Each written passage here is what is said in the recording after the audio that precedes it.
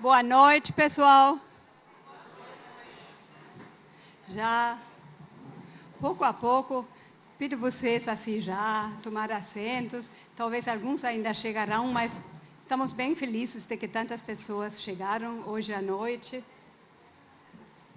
Eu queria só fazer, antes disso, um anúncio. Se fosse possível, as pessoas colocam os seus telefones no silêncio, seria muito legal. Eu quero apresentar, assim, antes de que a gente entre no evento, ao Gerhard Dilger, que é o diretor da Fundação Rosa Luxemburgo. Boa noite, Rio. Bom, o Rio de Janeiro continua lindo, como vi hoje. E boa noite, Annette. Eu quero apresentar a Annette para vocês que não conhecem ela. Annette von Schönfeld, diretora da Fundação Böll. Heinrich Böll. Pode ser um bom exercício para todos vocês. Então, a gente é super feliz de poder lançar o Atlas do Agronegócio essa noite de hoje, aqui no Rio de Janeiro. É o primeiro lançamento. O Atlas realmente saiu da gráfica ontem à tarde. A gente torceu assim, todos os dedos para que saísse pronto. Esse Atlas é a versão brasileira, nova, super assim... atualizada, com a mais da metade do conteúdo assim, adaptado ao Brasil, com vários artigos novos. Tem uma versão que saiu em 2017, na Alemanha, que é isso que o Gerhard está subindo aí. E realmente a gente tem, assim, a gente lançou esse atlas entre várias instituições. Duas delas somos assim, a Fundação Heinrich Böll e a Fundação Rosa Luxemburgo, que estamos aqui presentes e que editamos esse atlas aqui. Bom, é um privilégio estar aqui na quase casa da Fundação Heinrich Böll. E o primeiro projeto conjunto, é um grande prazer, que começou ano passado, justamente quando a Annette e suas duas coordenadoras vieram para São Paulo. Tá bom, mas talvez quem na Alemanha foi? Na Alemanha, a gente colaborou com Le Monde Diplomatique, que aqui também vai distribuir, ajudar na distribuição, e com Amigos da Terra Alemanha, né? E é uma tradição dos atlases, vocês conhecem, o Atlas da Carne, etc. e tal, né? Que foi lançado aqui. E, bom, funciona, é um formato que funciona muito bem. E por que lançamos o Atlas? Porque realmente estamos mais e mais preocupados com do jeito como a gente está se podendo alimentar aqui não só no Brasil, no mundo. E então a gente realmente tem uma certa dúvida sobre o que comemos, o que podemos escolher de comida, qual a qualidade da nossa comida, qual a salubridade da nossa comida e quantas comidas a gente pode eleger, qual a diversidade da nossa comida. E a gente estava percebendo que realmente mais e mais da comida que hoje a gente encontra no mercado, no supermercado, está concentrado assim na mercantilização de várias, cada dia menos consórcios. Hoje a gente não vai falar de candidatas à vice-presidência. Mas, obviamente, vocês sabem, observando um pouco o cenário brasileiro, que o agronegócio continua tendo um grande peso, né? Hoje a gente vai conversar com alguns dos autores, das autoras, e vamos apresentar as autoras e os autores, os que estão aqui presentes. Então, eu peço que, por favor, se levantem aquelas pessoas que han contribuído para o Atlas, que estão aqui essa noite. Gostaria de chamar, primeiro e antes de tudo, a Maureen Santos. Ela trabalha no...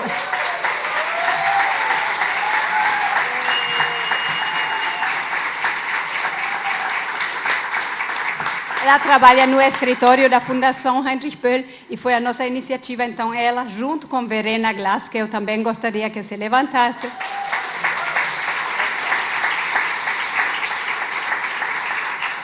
Carregaram uma parte muito importante do que está esse produto hoje. Tem vários autores aqui. O Alceu Castilho, por favor, se levanta. Não veio. Oh, que pena. O Bruno Bassi. Aí, levanta.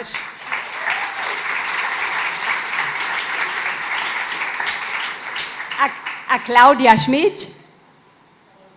Chegou, não? Que pena. o Denis Monteiro. Aí, claro. Já, vocês vão ver ele agora. A Flávia Londres. Um aplauso. O Gabriel Fernandes, eu já vi ele. A Juliana Dias e a Juliana Casimiro. Sim.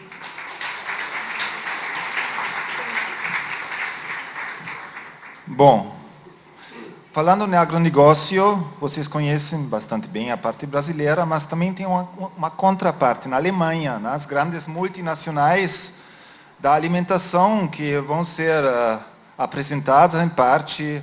Claro, a primeira é a Bayer Monsanto, né, que é o novo gigante que dá medo mesmo, né? BASF, a Siemens, todas essas empresas que a gente não deve perder de vista.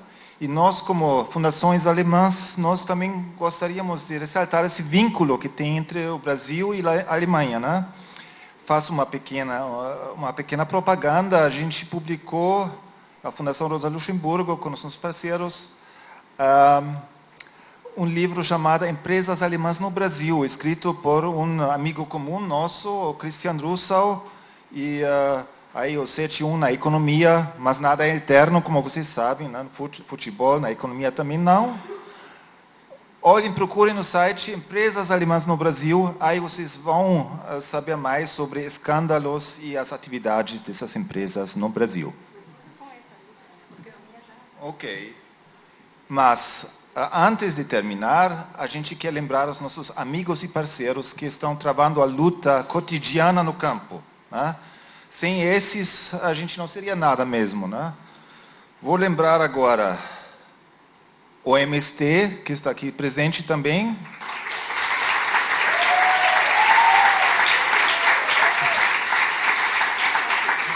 O MPA, o Movimento para a Proteção das Florestas Tropicais, o CIMI,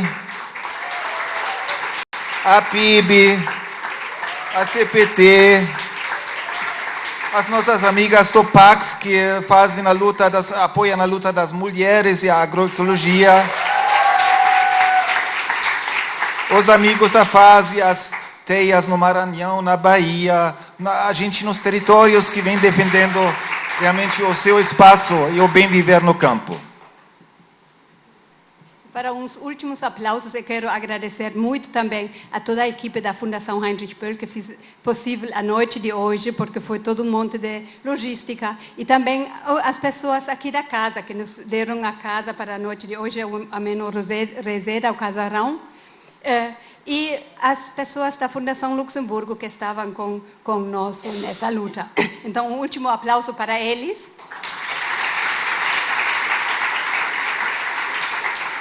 E agora vamos começar realmente o evento.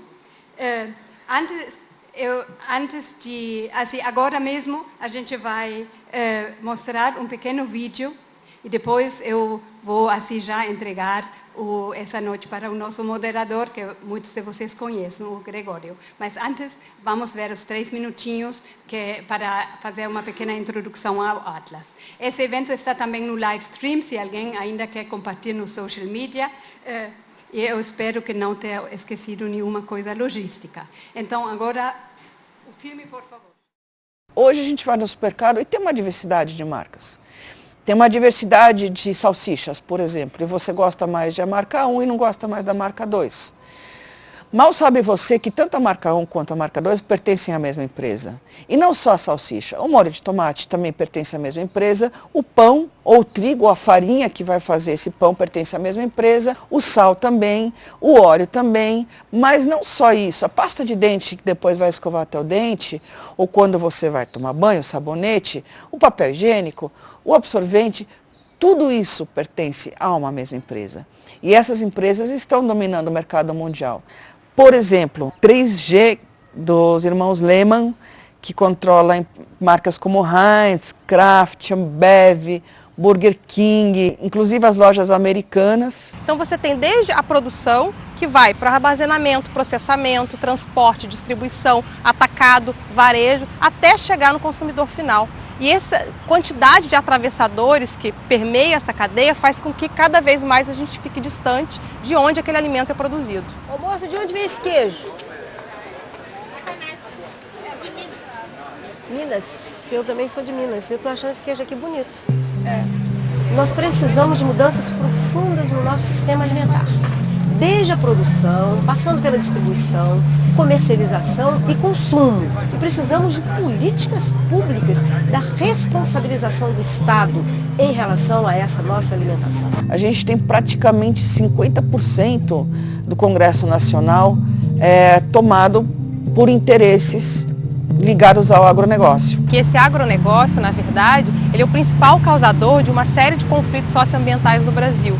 Esses conflitos estão ligados ao desmatamento da Amazônia e do Cerrado, estão ligados ao assassinato de lideranças de movimentos sociais e de ativistas, está ligado também ao uso intensivo de agrotóxico na produção. O brasileiro é um campeão do consumo de agrotóxico no mundo. E está ligado a uma série de outras práticas que danam o solo, a água e a vida de muita gente.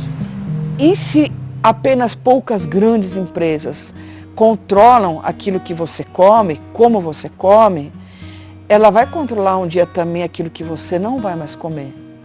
A diversidade que você não vai ter acesso mais. A forma como você estrutura a sua vida, ela vai ser toda dominada por um punhado de grandes empresas.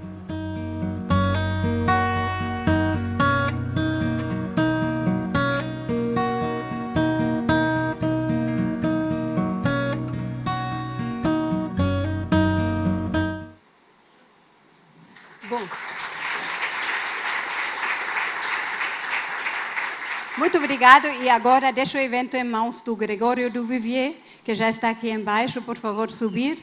Eu vou descer e desejo a todos nós uma boa noite. A produtora do vídeo era a produtora Chay. Eu tinha que falar também isso. Obrigado, viu? Obrigado, boa noite a todos. Quando me chamaram para estar aqui, eu aceitei na hora, que esse é assunto que me interessa muito. Eu planto em casa mesmo. Nunca usei pesticidas nenhum. E recomendo que todos façam o mesmo. Quem ama, planta. É isso, gente. Muito obrigado. E estou muito feliz de estar aqui com essas pessoas que eu admiro muito. Essa batalha que para mim é muito essencial. Entre muitas mentiras que a propaganda do agronegócio espalhou, não é? Uma delas é que o produto com agrotóxico é mais barato, né? Eu já acho isso muito estranho, o produto com alguma coisa ser mais barato que o sem. A minha lógica, que sou de humanas, eu já não entendo muito bem, né? Então, o frango sem hormônios é mais barato, né? Assim, claro que ele é mais barato, mas na prática ele acaba sendo mais caro, mas não faz o menor sentido esse tipo de raciocínio que entubaram e hoje a gente acredita que o produto com agrotóxico é mais barato, ele só é viável, só vai alimentar as pessoas com agrotóxico. É uma série de mitos que hoje em dia a gente repete, não é? A gente está repetindo eternamente e acha que são verdades. Então, para mim, esse Atlas ele é fundamental mesmo. Eu li ele de cabo a rabo e fiquei realmente muito, muito entretido. É uma leitura obrigatória, acho que deviam comprar, distribuir. O governo de São Paulo devia comprar, em vez de comprar a revista do Dória, Caviar Lifestyle. É verdade, quem não sabe, o Dória realmente tem uma revista chamada Caviar Lifestyle. E realmente o governo Alckmin comprou essa revista e distribuiu nas escolas, porque achou que era importante. Então, bom, fica aí a informação para vocês. E eu acho que essa, sim, era uma revista que era muito importante das pessoas terem em escola mesmo, todo mundo saber. Porque o agrotóxico, diferente das outras áreas, a gente é obrigado a consumir em muitas áreas. A gente não sabe, porque a gente nem sabe, mesmo que a gente seja consciente, a gente nem sabe muitas vezes o que leva, o que não. A gente não tem acesso à informação. E informação é poder. Então, por isso que eu acho que é muito importante a gente estar aqui, assim, para a gente deter informação, a gente conversar e ao menos a gente saber. Se você gosta de agrotóxicos, tem gente que gosta de tudo, né, de qualquer merda. Você gosta que você consuma pelo menos com consciência, fala assim, hoje eu vou comer um bom agrotóxico, mas que você faça essa opção, que nem direito a essa opção hoje em dia a gente tem, né, infelizmente, no Brasil. E outra mentira que eu acho que o agrotóxico conseguiu, né, vender para a gente, é que essa é uma pauta de esquerda, não é? O orgânico virou algo de esquerda. Então, o que a direita gosta de veneno, é isso? Sei que tem muita gente estúpida lá, mas comer veneno é isso mesmo? Claro que não. Essa era para ser uma pauta humanitária, não é? Assim como direitos humanos no Brasil virou uma pauta de esquerda, não é? Que também não era para ser, porque afinal somos todos humanos, embora alguns não pareçam, somos.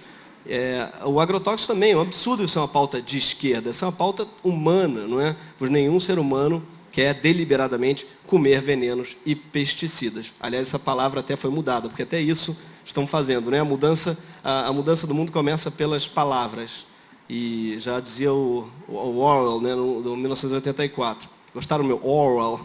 Meu inglês é péssimo, meu alemão é pior, certamente. Mas eu não sei nem falar, aliás, aliás, em agrotóxico, a nossa vingança, nós ganhamos de vocês de 7-1, disparado, assim, é onde o Brasil é realmente campeão mundial. A gente não tem um Nobel, mas nos agrotóxicos a gente, é campeão. E tudo isso para dizer que eu acho que é uma batalha mesmo, para usar uma palavra que está muito em moda, né, de narrativas. Sim, todo mundo fala de narrativas, mas realmente a narrativa deles eu acho que está ganhando hoje no Brasil. Mesmo, a gente tem a ideia de que nós temos que ser gratos ao agronegócio. Já ouvi isso algumas vezes, de candidatos de todos os lados. E aí falando realmente, esquerda e direita. Se é que há esquerda no Brasil, há pessoas dizendo temos que ser gratos ao agronegócio, pois são eles que nos dão o superávit. Né? Como se esse superávit se desse sem isenções, sem políticas públicas que tornam muito mais fácil a vida do grande agricultor. Então, é bom a gente lembrar disso. Não tem que ser gratos a porcaria nenhuma. Eles é que tem que ser muito gratos à quantidade de isenções e patrocínios que o governo faz para eles. Então, mais do que gratidão, acho que a gente tem que ter muita desconfiança mesmo. E eu acho que para isso que a gente está aqui. Mas eu já falei demais, eu sou um leigo, estou aqui mais para ouvi-los, porque é um assunto que me interessa muito do que para falar. Então, eu queria chamar aqui as pessoas primeiro. Ela que, está aqui, já conheço, mas vou ler o que está escrito. Apresentadora, chefe de cozinha natural e escritora. Em seus diversos projetos, destaca a importância da alimentação saudável e consciente, alinhando outros temas ligados à vida saudável, como o consumo consciente e a maternidade. É defensora da agroecologia e tem exercido um importante papel no Brasil na disseminação da educação alimentar. Com vocês, Bela Gil.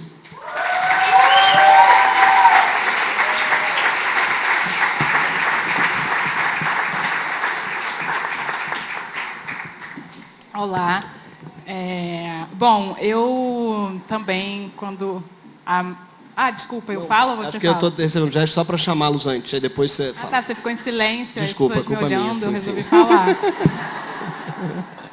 Denis Monteiro.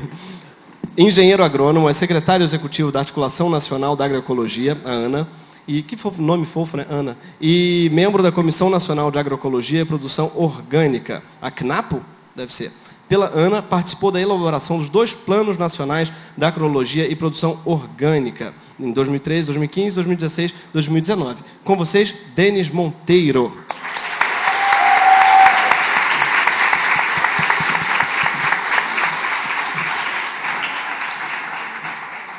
E ela, que é ecologista e cientista política, é coordenadora do Programa de Justiça Socioambiental da Fundação Heinrich Böll Brasil e uma das organizadoras da versão brasileira desse Atlas do agronegócio. Ela é professora do Instituto de Relações Internacionais da PUC-Rio e pesquisadora do BRICS Policy Center. Ela, Maureen Santos.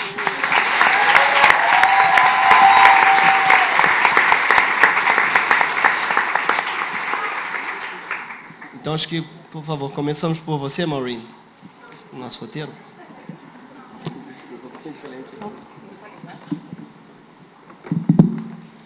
Boa noite a todas e todos. Prazer ver essa casa cheia. A gente está muito feliz que fomos atendidos o chamado.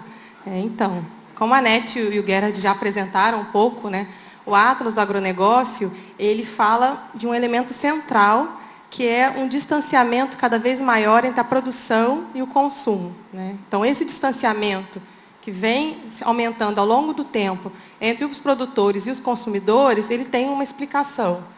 E ele tem uma explicação muito centrada no debate de concentração dessas empresas da cadeia agroindustrial. Então, se a gente for pegar todos os setores que atravessam esse processo, né, esse distanciamento entre produtor e consumidor, a gente vai passar pela produção em si, e armazenamento, processamento, o transporte, a distribuição, as sementes, os fertilizantes, até o atacado e varejo para chegar no consumidor final. E cada processo desse de atravessamento, ele reúne, né, grandes conglomerados internacionais que dominam essa cadeia. Isso tem a ver também com a escolha que a gente faz sobre o que a gente quer se alimentar. A Verena, no vídeo, ela aponta isso logo no começo, sobre cada vez mais a gente acha que está escolhendo algo para comer, só que, na verdade, a gente não está. Porque as mesmas empresas, elas detêm diferentes marcas de produtos de higiene, de toda a parte de produtos de limpeza, em relação a produtos alimentícios. E o Atlas, ele traz esses elementos divididos através de 22 capítulos que perpassam toda essa cadeia até chegar aos danos que essa grande cadeia agroindustrial provoca no nosso mundo e aqui no Brasil. Então, ele traz o debate da cadeia agroindustrial e a relação dessa cadeia com o agronegócio brasileiro e com esses impactos cada vez maiores no meio ambiente, na geração de conflitos, na perda de direitos, na violência no campo e também na resistência, né? O que tem de resistência em relação a esse processo.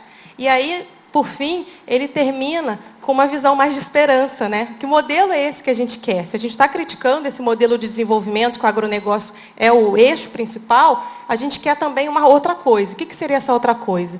E aí ele termina trabalhando com a ideia da agroecologia, que é um movimento extremamente profundo e traz práticas de diversos tipos de população tradicional, de grupos diferentes, grupos feministas, grupos que defendem a economia solidária, a justiça ambiental, que convergem em uma proposta de modelo para essa transição de mundo que a gente quer buscar, que é um mundo sem veneno, é um mundo com mais saúde, onde a democratização da alimentação ela possa ser um direito efetivamente de todo mundo, né?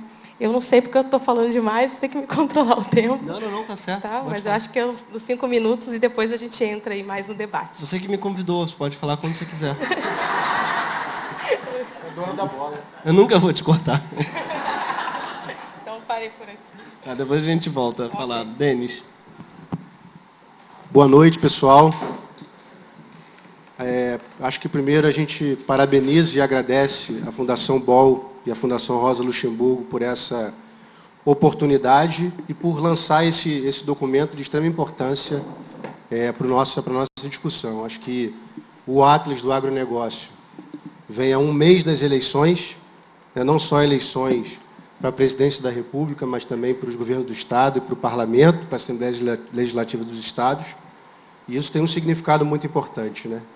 A construção do agronegócio ela é uma construção ideológica, né, no sentido de que as corporações, né, constroem uma ideia de que só existe esse caminho possível, que é o caminho do fortalecimento desse modelo do agronegócio, dos monocultivos, com uso intensivo de agrotóxicos, quando a gente sabe que é possível construir caminhos alternativos. Isso passa muito, né, pela política, não só pela política das eleições, o debate, né, dos programas de governo, das políticas públicas, mas também pela política que se faz no dia a dia, né, pela política que se faz nas cozinhas, pela política que se faz com os guardiões de sementes, pela política que se faz nos coletivos, nos grupos, nos movimentos sociais que estão apontando caminhos alternativos a esse modelo, que é um modelo que é de interesse de um punhado muito pequeno de corporações, mas que é vendido para a sociedade através das propagandas como um modelo que interessa a toda a sociedade e que não existe um outro caminho possível. Então, o Atlas mostra, né, ajuda a interpretar essa realidade nos nossos movimentos, na Articulação Nacional de Agroecologia, em todos os movimentos que estão aí formando essa massa crítica na sociedade brasileira. A gente precisa conhecer o mundo para poder transformar, né, para poder propor alternativas, né? Então, eu acho que o Atlas traz muito essa contribuição, né? E o agronegócio, que agora nem se chama mais agronegócio, né? É o agro é pop, o agro é tech, o agro é tudo, né? E na semana passada, exatamente uma semana atrás, organizou um debate com os presidenciáveis em Brasília, né? A CNA organizou esse debate e lançou o documento Futuro do Agro, né? Então, o próprio nome agronegócio agora está sendo rejeitado pelo agronegócio, né? Em função dos efeitos e dos seus impactos negativos que foram ocultados durante muito tempo por eles próprios, mas que movimentos como esse do Atlas, né, movimentos como a campanha contra os agrotóxicos, começaram a mostrar, né, os efeitos desse modelo para o conjunto da sociedade. Por exemplo, o fato do Brasil ser o campeão mundial do uso de agrotóxicos desde 2008. Né? E agora o esforço todo que se faz, eles fazem, né, para dizer que o agrotóxico não faz mal à saúde, quando todos nós sabemos que faz mal à saúde. Então, esse é um modelo que é vendido como de interesse da sociedade, mas que interessa, na verdade, a muito poucos. Né? E o agronegócio tem atuado politicamente, né? Com esse debate com os presidenciáveis, com a bancada ruralista, que já foi mostrada aqui. Né? Teve uma participação ativa no golpe de 2016, o agronegócio, né? Votando a favor do impeachment e levando para o Congresso Nacional uma série de pautas, né? De projetos de lei contrários aos direitos das populações tradicionais, a favor dos agrotóxicos. Então, o agronegócio tem uma ação política muito, muito intensa, né, muito forte, que busca perpetuar esse modelo de desenvolvimento, que é um modelo que é pautado na concentração da terra. Né? O Brasil é um país onde 1% das propriedades detém quase 50% das terras, né? Onde 50% dos estabelecimentos, dos menores estabelecimentos, tem apenas 2,3% da área. Então, é um modelo de alta concentração de terras, né, que mira também os territórios das populações tradicionais, dos povos indígenas, das comunidades quilombolas. Então, não é à toa que o governo golpista do Michel Temer paralisa praticamente a zero a reforma agrária, corta o orçamento do INCRA, abandona a Fundação Nacional do Índio. Né? Então, é um modelo que tem fome de terras, né, e vai avançando também nos territórios sobre essas populações tradicionais. Né? O agronegócio não diz, mas isso está no Atlas, que de 2000 a 2015, na Amazônia, houve 208 mil quilômetros quadrados desmatados. No Cerrado Brasileiro, 236 mil quilômetros quadrados de desmatamento. Então, esses são dados que o agronegócio oculta da sociedade, né, que o Atlas do agronegócio mostra. Porque se avança a soja, essa soja desloca o gado que estava no Cerrado para a Amazônia, e isso gera um círculo vicioso de desmatamento, degradação de solos, né, e fome de terras para o agronegócio. Então, quem já andou pelas áreas do agronegócio no Cerrado Brasileiro, na Amazônia, sabe como o ambiente é totalmente degradado quando esse modelo avança. Né, um modelo de desmatamento, de uso intensivo de agroquímicos, né, que vai gerando empobrecimento do solo, e quando esses solos não conseguem mais produzir, o agronegócio gera um outro, né, círculo de desmatamento, de degradação, que vai avançando sobre os biomas, né, e tem avançado muito no Cerrado e na Amazônia. Então, esse modelo é um modelo bastante autoritário, que gera um rastro de destruição e que se sustenta através de um forte investimento na construção ideológica, na propaganda e também na sustentação, na disputa política, né, na disputa das eleições, na ocupação do parlamento. Então, a gente precisa desconstruir esse discurso, essa narrativa do agronegócio e mostrar que um outro modelo é possível. Nós conseguimos, né, nós realizamos agora o 4º Encontro Nacional de Agroecologia. Em Minas Gerais, a gente viu que um outro modelo é possível. Né? A agricultura familiar, apesar do pouquíssimo apoio do Estado, produz a maior parte dos alimentos que é consumido pela população. Né? A luta do Movimento Sem Terra, da Comissão Pastoral da Terra, do movimento sindical, resultou na conquista de muitos e muitos assentamentos de reforma agrária no Brasil. E a gente precisa valorizar essas conquistas. A luta do movimento quilombola, a luta do movimento indígena. É possível um outro tipo de agricultura.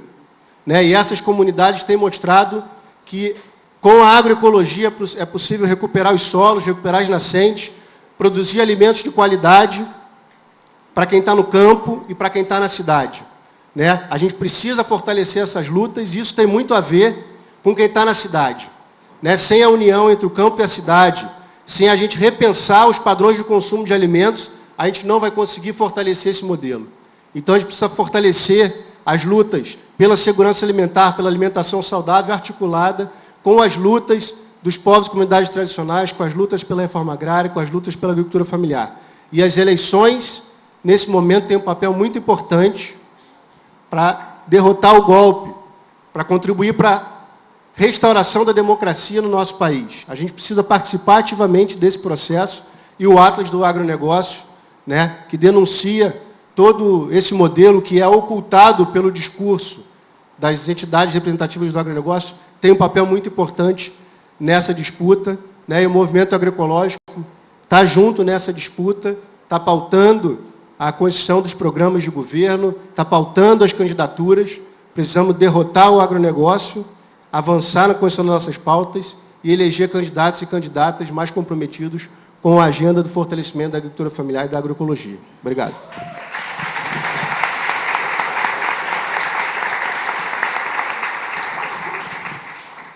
Bela. Olá, boa noite. Queria também agradecer, Maureen, pelo convite. Eu conheci a Maureen na época do Atlas da Carne, e quem não conhece, acho que vale muito a pena ler, também é uma leitura muito bacana, muito profunda. E também agradecer à Fundação, não vou me arriscar a pronunciar o nome para não ter problema, estou brincando, mas agradeço mesmo de coração.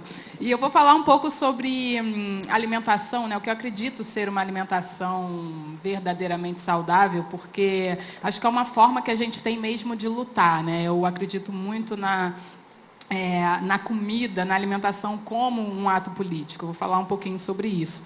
Então, uma alimentação saudável, na minha visão, é aquela que faz bem para o nosso corpo, claro, mas precisa também respeitar o meio ambiente, respeitar a terra, o solo, e valorizar quem coloca comida na nossa mesa, que, na verdade, como o Denis falou, é agricultura familiar. Né? 70%, 75% da comida que chega no nosso prato vem da agricultura familiar.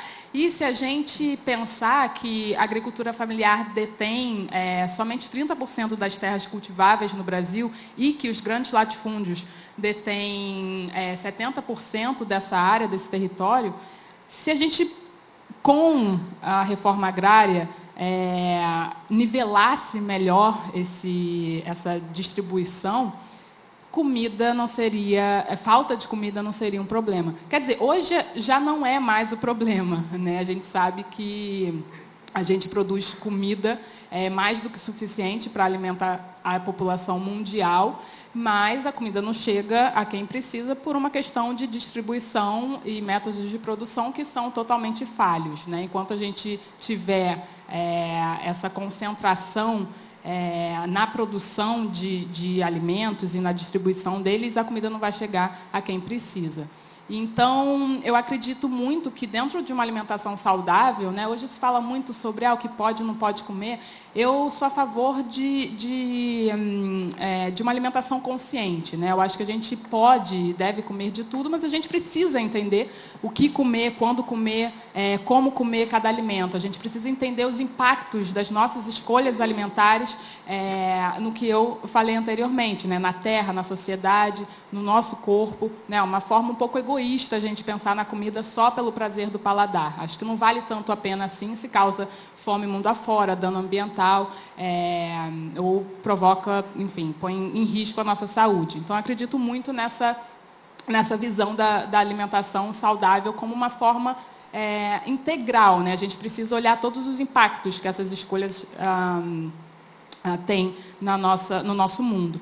E, então, a comida como um ato político, né, é uma forma da gente poder mudar, transformar o mundo à nossa volta. Então, eu acredito muito na comida como uma ferramenta de transformação política, econômica, social, ambiental, nutricional, mas essa mudança, essa transformação só se dá quando a gente tem a oportunidade de escolha. E esse é o problema da alimentação nos dias de hoje. As pessoas aqui, talvez, somos muito privilegiados e temos a oportunidade de escolher o que comer. Mas a alimentação saudável, a democratização da alimentação saudável, só vai acontecer quando todos e todas puderem escolher o que comer. E esse é um cenário que a gente, enfim, que eu tento mudar no meu cotidiano, nessa forma de, né, olhar a comida como realmente um ato político, escolher comer, enfim, um produto agroecológico no lugar de um produto convencional, escolher comprar os meus legumes e verduras direto do produtor e não necessariamente de uma grande rede de supermercado.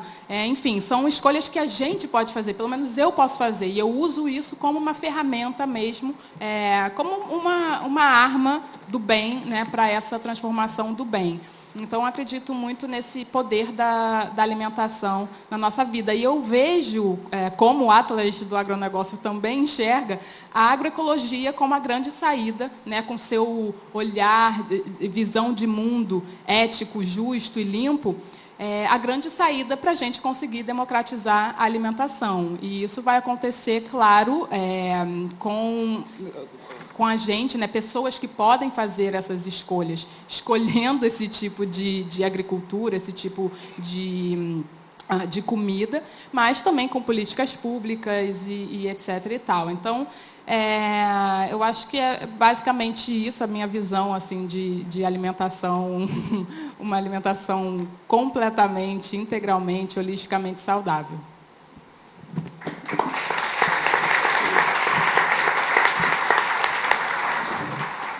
Bela, o Brasil é o maior consumidor mundial de agrotóxicos, né?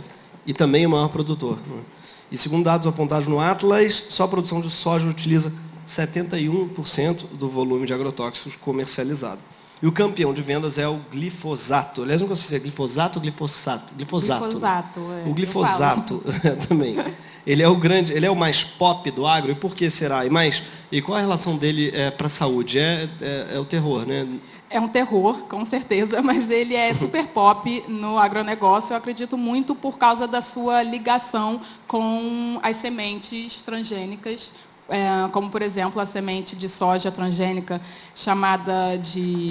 apelidada de termineiro, né? Aquela semente que o produtor precisa estar comprando todo ano e pagar royalties para a empresa, por exemplo. A gente tem muitos produtores no sul do país que ainda pagam muitos royalties à Monsanto da vida, quer dizer, Bayer agora, eu acho. Né? E, enfim, mais uma fusão aí. Mas, então, é muito pop por causa disso. É um agrotóxico que está totalmente linkado a esse negócio, a esse mercado. Então, o produtor acaba não tendo muita escolha uma vez que ele decide, porque, enfim, ele acredita nesse mito de que uma semente transgênica vai produzir mais e melhor, e ele fica totalmente refém dos agrotóxicos que são linkados a essa semente e acaba ficando refém da empresa, né? Muitos produtores, inclusive na Índia, um dos maiores índices de suicídio de agricultores é lá por causa do uso do glifosato, por causa do glifosato, porque tem o glifosato ele também, enfim, interfere neurologicamente no nosso sistema. Então a pessoa fica deprimida. Sim, alguma coisa está sendo boicotada já. Já fui boicotada. E eu vi também algumas relações, não sei se você viu isso do tabaco, as plantações de tabaco no sul, No né? sul, exatamente. Eles usam glifosato. Então, tem uma relação muito grande entre glifosato e depressão, entre glifosato e doença celíaca. Sim. E também, enfim, vários tipos de câncer, deformação fetal e etc. e tal. Então, é um terror para a nossa saúde e um terror para os próprios produtores. Quem sai ganhando unicamente são as grandes empresas semente que nem está aqui. Manda de helicóptero, muitas vezes. Fazem a semente e o agrotóxico. E o agrotóxico, exatamente. E não está aqui no script, mas a pergunta que você falou do celíaco, você tem a impressão de que existe um crescimento das celíacas por causa das sementes, por causa da piora do glúten, da qualidade Com certeza. Da qualidade do trigo, né? Com certeza, tanto que em muitos países assim europeus ainda se encontra o grão ancião, sim, o trigo ancestral, né? Exatamente. Que as pessoas que, enfim, têm problemas ou intolerância ao glúten conseguem tolerar melhor esse tipo de trigo, porque ele não foi modificado. Então, a qualidade do trigo influencia muito na nossa saúde. E hoje também aí vem uma questão que talvez eu venha falar melhor depois, sobre a diversidade. As pessoas estão comendo trigo, sei lá, 5, 6 vezes por dia. Acorda, come um pão, aí depois uma bolacha, aí depois um macarrão, aí outra massa, um sanduíche e tal e tal. Então, assim, doença celíaca acontece muito por uma questão de o corpo fala, olha só, eu não aguento mais, é uma superexposição a uma proteína, que o glúten é a proteína do trigo. Então fala, opa, não aguento mais isso e você não vai poder comer trigo nunca mais. Então a gente precisa, eu acho que a chave é a diversificação da alimentação, tanto para o benefício da nossa saúde, mas também para o solo. Tá. Essa cadeia, Maureen, essa cadeia que eu achei muito interessante, que fala, uma das coisas que o Atlas me apontou aqui, é esses três, né, essa relação entre os traders, o setor financeiro e o controle dos preços dos produtos agrícolas. Como é que funcionam essas relações? Em quem manda e quem mais se beneficia nesse processo todo? Então, tem um capítulo do Atlas que ele aponta, dentro do mercado de produtos agrícolas, que 70% desse mercado ele é dominado por 4 empresas, que são as chamadas ABCD, que é a ADM... Eram 7, né? E passaram a ser 4. Né? Em relação a sementes e fertilizantes, porque são vários conglomerados, né, que o Atlas vai passando. Então, em relação a sementes e agrotóxicos, aí você tem essas 7, que agora são... E essa ABCD, na verdade, são empresas muito antigas. Se a gente for pensar, tem empresa que nasceu em 1892. São empresas familiares que percorreram, historicamente, a construção, a transformação, né, dessas empresas familiares em transnacionais, porque o mundo... Quando começou, né, o mundo globalizado, na verdade, com o protecionismo comercial, essas empresas decidiram migrar para outros países. E 4 delas, que é a ADM, a Bunge, a Cargill e a Louis Dreyfus, elas, na verdade, são muito antigas, né? E elas dominam, são essa A, B, C e D, dominam o mercado de produtos agrícolas em torno de 70% da produção e, por conta disso, da comercialização também. E do transporte é dominado por essas 4 empresas. E, com isso, você tem 3 produtos principais, que é o trigo, a soja e o milho, que acaba que é base para qualquer produto que você compra processado e ultraprocessado, né? Então, por conta dessa dominação dessas 4, dessas A, B, C e D, elas acabam dominando toda a cadeia do setor financeiro também, do investimento, porque elas têm braços do setor financeiro. Então, a Bunge, a Cargill, por exemplo, tem um setor forte de investimentos e de especulação financeira. Então, elas acabam negociando muito o preço daquela commodity dentro de um mercado de futuro. Tem um exemplo no Atlas, que eu acho que é bastante emblemático, que fala que, em 2015 e 2016, a produção foi em torno de 960 e poucas milhões de toneladas. Tá? Só que, na verdade, essas empresas elas negociaram 10 vezes mais do que o que foi produzido no mercado internacional. Então, na verdade, elas criam uma especulação, né, com esse preço, com essa produção, que foi 10 vezes menos, né? E, por conta disso, elas acabam negociando o preço. Quem dita se aquele alimento vai ser para biocombustível, ou vai ser para alimento, ou vai ser para ração animal, são exatamente essas empresas, porque elas acabam dominando de ponta a ponta a cadeia e especulando com esse preço no mercado internacional. Sim. Denis, ao mesmo tempo que hoje tem uma onda gigante no Congresso, né, contrária à desregulamentação dos agrotóxicos, tem um debate para a criação do PNARA, que é, né, a Política Nacional de Redução dos Agrotóxicos. Como é que essa política, se aprovada, poderia finalmente favorecer a democratização do direito humano à alimentação adequada? Esse PNARA, acho que vale a pena falar um pouco da PNARA, né? PNARA, como diz o Pagode. PNARA. Perdão, desculpem. A gente tem que tornar o PNARA pop mesmo e conhecido. Pop, né? Então, até fica a sugestão de paródia aí. Vamos pensar, vamos botar a criatividade para funcionar. Porque a gente conseguiu barrar, nós conseguimos, a sociedade brasileira, né, e também com aliados do próprio Congresso Nacional, o pacote do veneno, que é o PL. Quem não conhece, anote, é o 6299 de 2002, que é o famoso pacote do veneno, que é o projeto de lei que destrói a legislação de agrotóxicos no Brasil, que é boa. Se ela fosse cumprida, a situação seria muito menos pior do que ela é. Né? E esse projeto, né, do agronegócio, da bancada ruralista, quer destruir a legislação dos agrotóxicos. Nós precisamos, primeiro, derrotar esses deputados que votaram a favor, Na comissão especial são 18, votaram a favor, não conseguiram levar a plenário, pela nossa mobilização, pela participação de vocês nessa luta, né, e de outras pessoas. Então, nós vamos seguir mobilizando para derrotar. Só que novembro e dezembro é um período perigoso, porque alguns deles não vão se eleger, vão chegar a cabos baixos no Congresso Nacional, porque não se elegeram, mas como não tem que encarar as urnas, vão batalhar para aprovar esse pacote do veneno. E a gente sabe que a correlação de forças no Congresso hoje é muito desfavorável às nossas bandeiras, né? Mas nós temos um conjunto amplo de movimentos sociais e de parlamentares que apresentaram o projeto de lei, na verdade é um projeto de lei de iniciativa popular, que é o 6670, de 2016, que é a Política Nacional de Redução dos Agrotóxicos. É uma política que nós participamos ativamente do debate para a construção. Tem uma série de medidas, não só para aumentar a regulação, tem toda a discussão tributária, como é que os agrotóxicos podem pagar mais impostos do que pagam hoje, como é que você pode ter maior incentivo às práticas agroecológicas, isso necessita recurso público, investimento do Estado. Então, é uma política bastante positiva. Certamente, se aprovado esse projeto de lei, a gente vai conseguir avançar de forma significativa. Mas, para isso, a gente precisa se articular politicamente, no campo da sociedade civil, não pode ser uma coisa só dos movimentos do campo, mas é importante envolver vários setores da sociedade, para a gente dizer, para o conjunto da sociedade, que a gente não quer mais veneno. A gente quer, sim, mais políticas de apoio à agroecologia e a gente quer mais controle, do uso de agrotóxicos, a gente quer a redução dos agrotóxicos. É possível, e o Pinara, se aprovado, cumpre um papel importante nessa luta, nessa mobilização.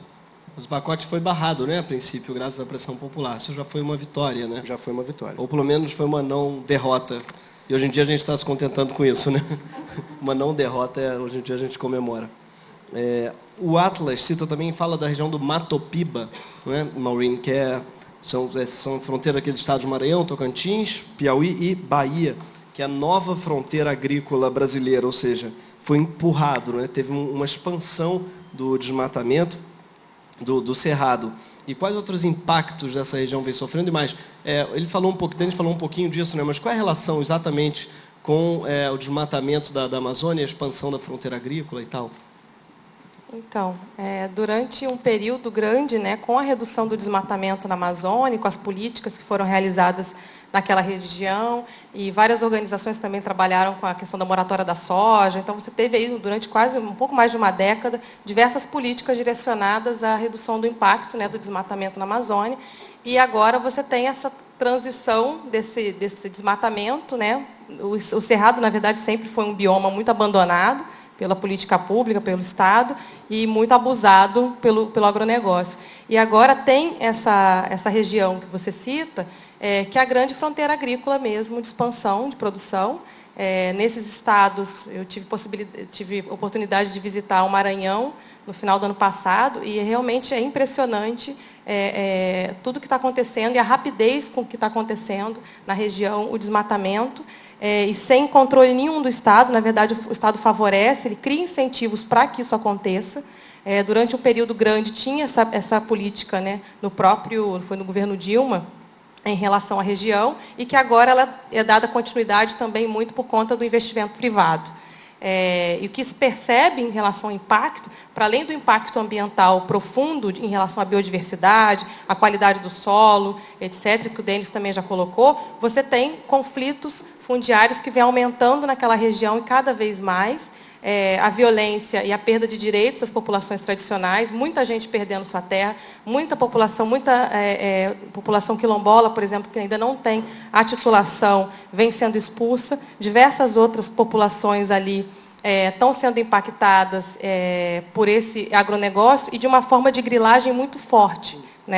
E aí tem um elemento que no Brasil está ajudando esse processo, que é o novo Código Florestal, que eu acho que é muito importante citar, porque o Código Florestal de 2012, o novo, ele acaba aprovando uma nova forma de grilagem, só que agora é uma grilagem virtual, com um instrumento que chama Cadastro Ambiental Rural, que com as sobreposições, esse instrumento, ele, na verdade, é autodeclaratório. Cada proprietário ele tem que dizer, através de todo um processo para poder georreferenciamento, depende do tamanho da propriedade, se é população tradicional, se é proprietário rural, e etc. Mas o CAR, ele vem efetivamente criando uma forma de grilagem virtual, no qual a sobreposição de terra que você está declarando como sua propriedade, na verdade, está dentro de uma unidade de conservação, está dentro de terra indígena, entre outras. E, com isso, você percebe que eles estão declarando terra no CAR e eles estão criando a grilagem de forma física também, para atender o que ele colocou no sistema. Né? Então, são mecanismos que estão cada vez mais profundos de forma legal. Né? Você está legalizando o ilegal no Brasil, e isso é muito grave. Eu vi também, uma coisa que deixou bem chocado no Atlas é como é mal distribuído, inclusive, a quantidade de latifúndios. Né? Tem áreas muito mais críticas. O Centro-Oeste, por exemplo, tem área, eu acho que o Mato Grosso do Sul é mais de 90% das terras são latifúndios, ou algo assim, é uma coisa... isso daí é outra coisa que não se discute muito, mas, no fundo, está diretamente ligado à reforma agrária, né? O problema da terra no Brasil, né? Que é algo que não se fala mais, virou uma questão quase vintage, né? O candidato não fala de reforma, não é uma palavra, e acho que no Atlas fica muito claro, né, que é isso, que é um problema de distribuição de terra, que é algo que não acontece no Brasil, nunca aconteceu, né? Até hoje. Bela, antes das perguntas finais, queria as perguntas da plateia. Quem tiver pergunta, pode escrever num papel e para eu repassar aqui para eles, e alguém vai buscar, tá com ela ali. Os papeizinhos, viu? Bela, você falou já de diversidade, mas acho que podia falar um pouco mais, assim, né, dessa importância. A gente é muito viciado em grãos e muitas vezes um grão só, né? Exatamente. No Brasil é muito trigo, né? Como é que é a questão da alimentação? Milho. Então, São acho poucos que grãos, né? são pouquíssimos grãos. Eu, por querer mostrar muitas coisas diferentes, acabo sendo taxada como a pessoa que faz uma comida muito esquisita. Mas, graças a Deus, a gente vê agora um pouco mais de painço no supermercado. Eu descobri painço outro dia, adorei isso. Tá eu não vendo? sabia nem, acho que foi graças a você, sabia? Eu achava que falava panço quando eu li. Porque você lê sem saber, não sabia nem como é que escreveu. Eu li no supermercado e panço? Que nome... Painço. E, assim, só para deixar claro, painço com casca é comida de passarinho, tá? E painço sem casca é comida de gente. Isso é importante, essa porque tem gente que fala, comprei painço, mas não deu para comer, é um negócio, assim, muito fibroso. Eu falei, provavelmente você comprou alpiche, que é basicamente a mesma coisa, só que sem casca é painço. O painço é alpiche sem casca. Basicamente. Então, assim, a biodiversidade ela é fundamental para a nossa sobrevivência, né, como espécie. É muito importante. E aí, normalmente, quando eu falo sobre isso, eu faço uma pergunta. Da onde vem a nossa comida? As pessoas ficam, supermercado, da feira, não sei onde. Eu falo, gente, um pouco mais profundo. Aí alguém fala, da terra. Eu, tá bom, obrigada. A comida vem da terra. E hoje a gente fala muito sobre a poluição do ar, a poluição da água, mas a gente esquece muito sobre a questão do solo, a saúde do solo, a saúde da terra. E a saúde da terra depende muito de diversidade. Diversidade na plantação. Sim. Não dá para a gente manter a nossa agricultura baseada em grandes monoculturas. Isso é caótico, isso é devastador, isso é terrível. Então, a gente precisa, de uma maneira ou de outra, eu acho que uma ferramenta que a gente tem, já que a gente não é donos de grandes pedaços de terra, apesar de que eu tenho tido a oportunidade de estar em muitas propriedades que trabalham com agrofloresta, com agroecologia, que é assim, uma coisa linda, maravilhosa, e que mostra que é possível a gente produzir em quantidades suficientes para alimentar a população com esse tipo de agricultura. Mas, enfim, voltando à questão da diversidade da alimentação, a gente, para você ter uma ideia, existem 300 mil espécies de plantas comestíveis no mundo. A gente consome, adivinha quantas? Muito poucas, 30. 200. Tá bom. Chutei, exagerei. Eu sou péssimo em chutar coisas. Sempre me pede para eu chutar uma coisa, eu chuto exageradamente. Mas você chutou muito bem, porque isso dá menos de 1%. É porque eu não sei dizer mais de 20 agora, se me perguntar. Né? É difícil dizer mais de 20. Pois pensa aí. Assim, feijão tem 600 espécies de feijão. Tá, entendi. Mas a gente só come o quê? Ou mulatinho. A mulatinha. Mas são duas espécies diferentes? São duas espécies diferentes. Mas, então, é isso. Assim, a gente padronizou a alimentação. Totalmente. Então, a nossa ferramenta, o que a gente pode fazer é diversificar a alimentação, conhecer novos alimentos e cozinhar novos alimentos, diversificar o prato. Eu acho que isso é muito importante. E eu venho trabalhando com as PANCs, as plantas alimentícias não convencionais, há um tempo, e elas são uma ótima maneira da gente democratizar a alimentação e diversificar a alimentação ao mesmo tempo. Porque se eu perguntar aqui para as pessoas... uma folha verde escura, me dá um exemplo de uma folha verde escura. Vocês vão falar, caraca, você falou rúcula, normalmente falam couve. Pelo menos alguém pensou numa coisa diferente. Mas então, fica entre rúcula, couve, espinafre, mas a gente tem caruru, a gente tem o dente de leão, a gente tem o almeirão, a gente tem muitas e muitas plantas, açapeixe, enfim. Outro dia eu descobri uma mineira muito boa, que come-se muito em Minas. Ora pronobis. Ora pronobis. Tá, você tá bem, já come painço, já come ora pronobis, então isso é... Mas isso é muito importante para, enfim, acho que para a saúde mesmo do planeta, né? Para a nossa saúde, como eu falei, não dá para a gente continuar comendo a mesma coisa sempre, porque isso afeta a nossa saúde, mas o solo sofre muito com esse tipo de monocultura que sustenta o agronegócio e a indústria alimentícia, porque como a Maureen falou, a maioria dos produtos nos supermercados, os produtos ultraprocessados, tem soja, milho ou trigo. Sim. Né? Então, para a gente sair disso, a gente precisa conhecer o painço, ora pronobis e outras coisinhas mais. Não, e muitos, só um adendo um pouco. Tem muitos grãos que são produzidos no Brasil, mas que vão parar somente para a ração animal. O sorgo, por exemplo, é um grão maravilhoso. Sorgo? Sorgo. É muito bom. Eu nunca ouvi falar nisso. Delicioso. Mas... se você for... Uma vez eu quis comprar, eu tive que entrar num site do agronegócio para ver onde é que eu podia comprar. Tinha que ter entrado numa pet shop. Tipo isso. Eu falei, cara, que absurdo. Então, a gente precisa mesmo, acho que, formar essa demanda de uma comida mais E essa demanda se dá como? Comprando, basicamente. Comprando, indo na feira e falando assim, cadê? olha só, vem cá, você tem caruru? Boa. E aí o cara vai falar, cara, eu até tenho, mas eu não trago porque ninguém compra. Ótimo. Ou é mata, tipo uma erva daninha, eu passo pesticida ali porque está acabando com a minha plantação e na verdade não. Muito bom.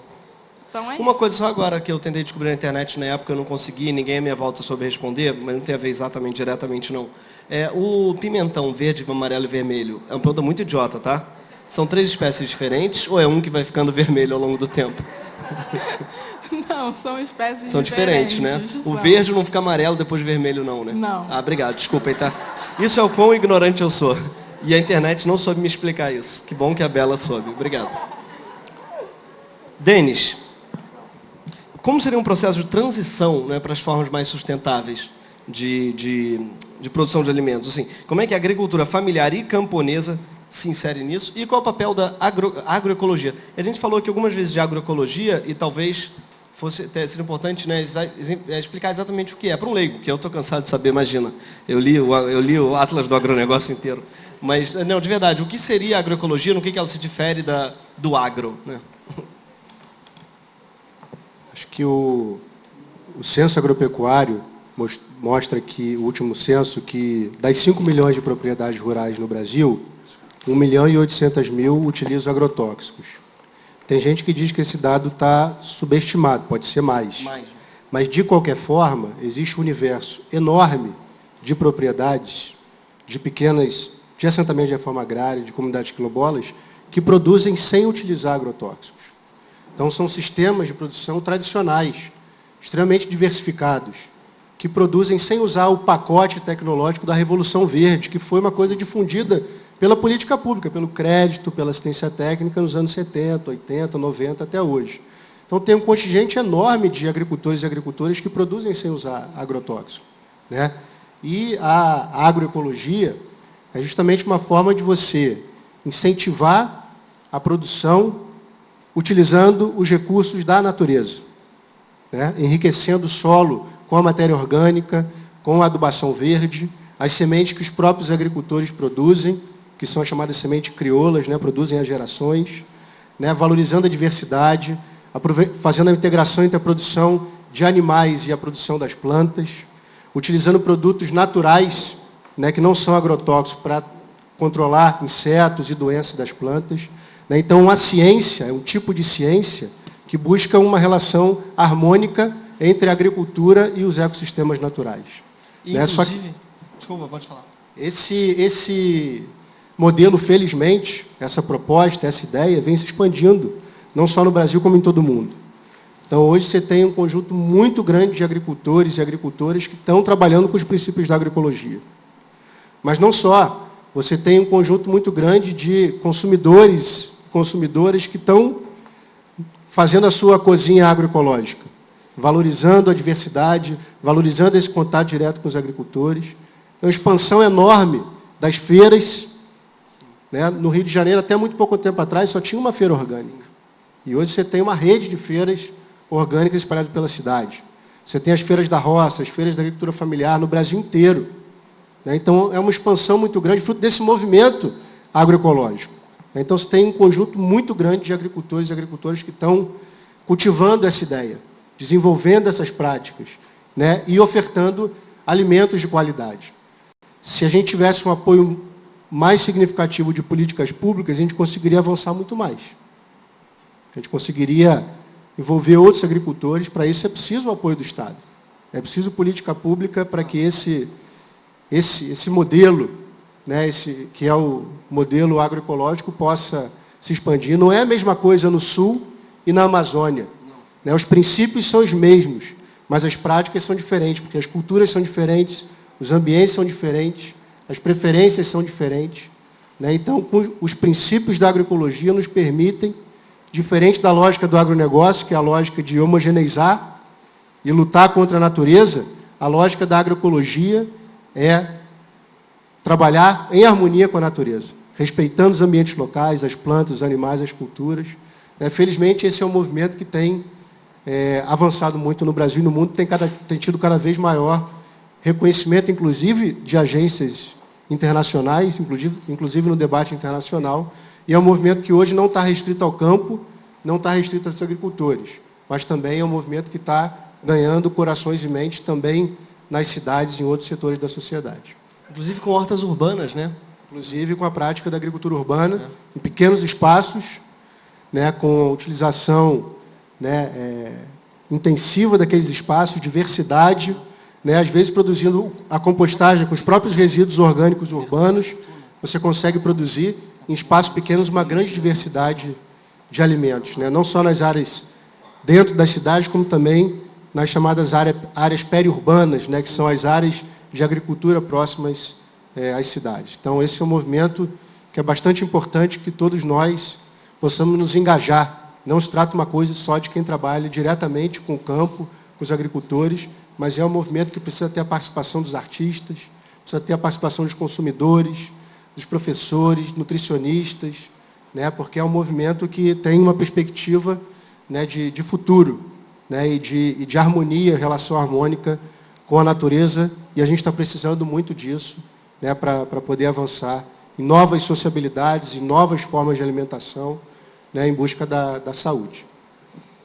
Bem, vamos às perguntas da plateia aqui. O João Soares, do Deutsche Welle, pergunta: é possível abrir mão do agronegócio sem derrubar a balança comercial e outros indicadores econômicos relevantes?